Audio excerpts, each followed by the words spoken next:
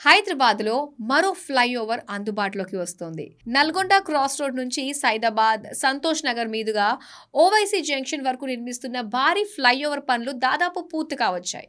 సుమారు 2530 మీటర్ల పొడవుతో 620 కోట్ల రూపాయల వ్యయంతో ఈ ఫ్లైఓవర్ ప్రాజెక్టును చేపట్టారు. సైదాబాద్, ధోబీఘాట్ మధ్య మిగిలిన పనుల కోసం ట్రాఫిక్ మళ్లింపుకు ఏర్పాట్లు చేస్తున్నారు.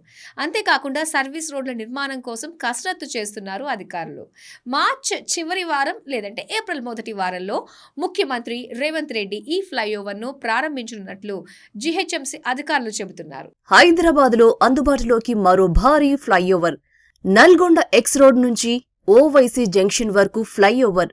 2530 మీటర్ల పొడవుతో భారీ స్టీల్ ఫ్లైఓవర్.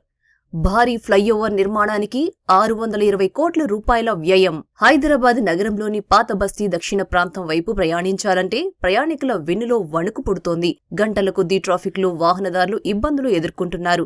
ఇక ఇప్పుడు ఈ మార్గంలో ప్రయాణించే వారికి త్వరలోనే ట్రాఫిక్ కష్టాల నుంచి విముక్తి కలగనుంది.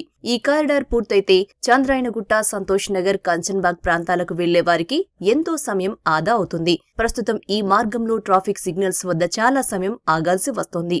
ఈ ఫ్లైఓవర్ అందుబాటులోకి వస్తే సిగ్నల్ అవసరం లేకుండానే నేరుగా నల్గొండ ఎక్స్ రోడ్ నుంచి ఓవైసీ జంక్షన్ కు చేరుకోవచ్చు. పాత బస్తీ అభివృద్ధిలో భాగంగా ఈ ప్రాజెక్ట్ ఒక మైలురాయిగా నిలవనుంది.